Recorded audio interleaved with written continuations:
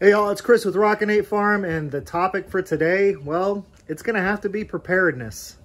Before we get into this too far, do me a favor and click that subscribe button, ring that little notification bell, and please go check out our website, rockin8farm.com. That's R-O-C-K-I-N, the number 8, F-A-R-M.com. So I think most people are aware that the great blizzard of 2021 has swept across Texas. And you know what? It's no joke. A big part of preparedness is going to be preparing for situations that are likely to occur in your area. And quite frankly, y'all, this doesn't happen here. So being totally prepared for things that do happen here wouldn't have made them totally prepared for this particular situation. The key to being prepared is to first start in areas of preparation that are most likely to affect you. So let's be completely honest. You're more likely to experience a job loss than you are to experience a hurricane or a tornado. So making sure you have a little bit of cash set aside, making sure you've got some food to get by for a few weeks, even if you just had enough food and water and cash set aside to get you by long enough to go apply for government programs, that's better than nothing. And then in a place here like Texas, we should prepare for things like hurricanes if you live further south, or tornadoes if you live further north, because those are things that are going to happen here in Texas. What we've got going on here, this doesn't happen here. So this isn't a shame on you type video for the people that live in and around me. It's a, I understand, but what can we do better? What are we going to learn from what we're going through right now? Let's be honest, us here in the South being fully prepared for a solid week straight of snow and ice and sub-freezing temperatures, that's like people in Alaska preparing for tornadoes or people in Montana preparing for hurricanes. Those are very unlikely or almost impossible situations for those particular areas. So I'm not hating on anybody that wasn't fully prepared for this, because quite frankly, even though I consider myself a bit of a prepper, I wasn't fully prepared for this. Now, being outside of the city and being on property, that kind of has an inherent preparedness to it, I guess you would say. If you live in an apartment in downtown Austin, keeping a bunch of firewood stocked for a wood stove that you don't even own, not real likely. So I get that. But there is still something we can do about power outages and water shortages when we know that a storm is coming, and we did know that this storm was coming. One of the biggest things that you can do to prepare, in all honesty, is to have a place to go. Unfortunately, it's bad situations that kind of make people prepare. So if this were to ever happen again, when the weatherman says sub-freezing temperatures getting down to 0 in central Texas, maybe we go to the in-laws' house before it ever hits, before the roads get bad, before we can't drive on them. Again, keep in mind, this video is about preparing for the future because there's nothing we can do about what's happening right now. And even on a homestead where preparedness is kind of second nature, it's still kind of hitting us in a really odd way. We've had freezing temperatures long enough now that a good share of Texas does not have any water. I kind of saw this coming and I jumped on it, and I got about 150 gallons of water ready for drinking. But it wasn't easy. It was a ton of work, and that 150 gallons goes pretty fast if you really think about it. Most people use about 2 gallons a day for drinking, brushing teeth, etc. We still got to flush toilets and give water to our livestock.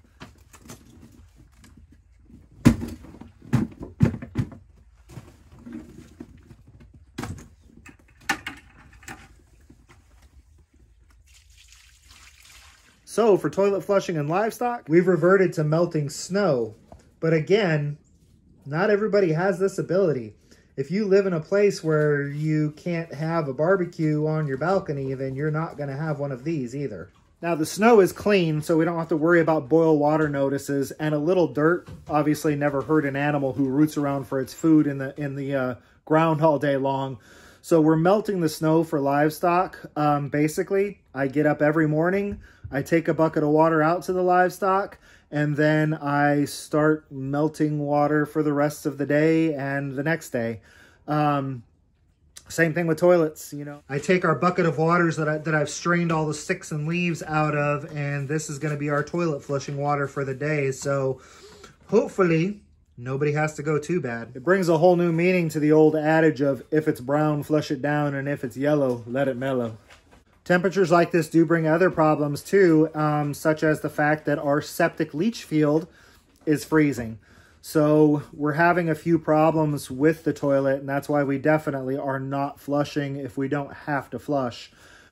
And again, how could I have prepared for a septic leach field to freeze? But back on the topic of like drinking water and stuff like that, I consider myself very lucky in the fact that I have not gotten too far into livestock raising. Right now, my dogs, my cats, my chickens, my guineas, and my pigs are going through about 10 gallons of water a day. I have to melt this pot 4 times to get 10 gallons of water that's melted. But that's doable. You know, an hour of collecting snow and another hour of sitting here letting ice melt into water. And I've got enough water to take care of my livestock for the day. I have a friend over in Temple, Texas, and it's actually where we got our pigs from. And they have enough livestock that they have a 300 gallon a day water requirement.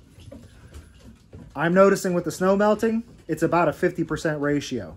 So that means they need to take 120 5-gallon buckets of snow to melt them down into 60 5-gallon buckets of water. And that's 1 day's water for their livestock. So even though you're on a homestead, it doesn't mean that you're necessarily fully prepared. But this is one of the things that this has taught me, and that is that if you are fully prepared for situations that you should expect, it makes you pretty well prepared for situations that you shouldn't. For example, if a tornado hit my water plant in the middle of the summer and water was out of commission, I have no snow to melt in the middle of the summer. So I need to start thinking through, what am I going to do about water for my family and water for my livestock in the event that a tornado were to hit the water station? The easy answer for me is I've got to get that well up and running. Now, if I get the well up and running, then people say, well, what if you don't have power? Again, I need to look into either some sort of alternative power or a generator to make sure that my well can run even when I don't have power. So let's talk a little bit about preparedness for that, you know, apartment dweller in the city.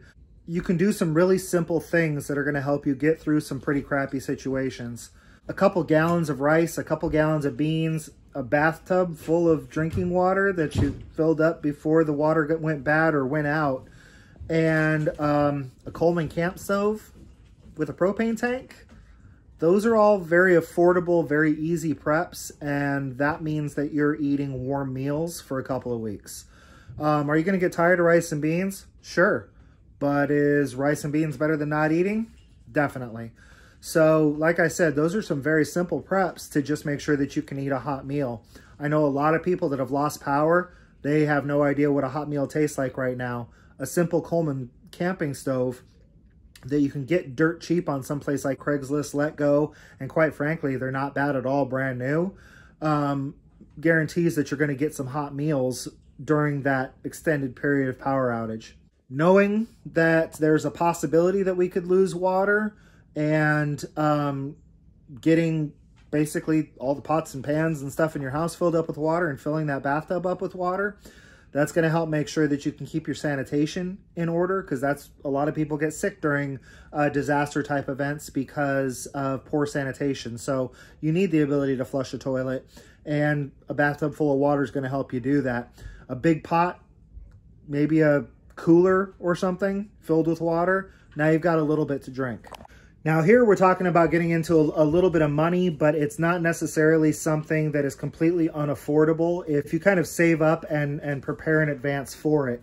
You can get a Sportsman generator for a couple of $100 from Home Depot. It's got a 1,000-watt startup and 800-watt running. Most fridges, most freezers, they run at about 700 watts and have about a 1,000-watt startup. So that little generator should, according to the specs, allow your refrigerator to start and then run for an hour or two. And here's the big kicker. That little generator sitting out on the balcony of your apartment with an extension cord running inside to a space heater that is in the smallest room in your house that your family is in, that's keeping your family warm during those power outages. Now, I totally get that there are people out there that for them, $200 is a lot of money.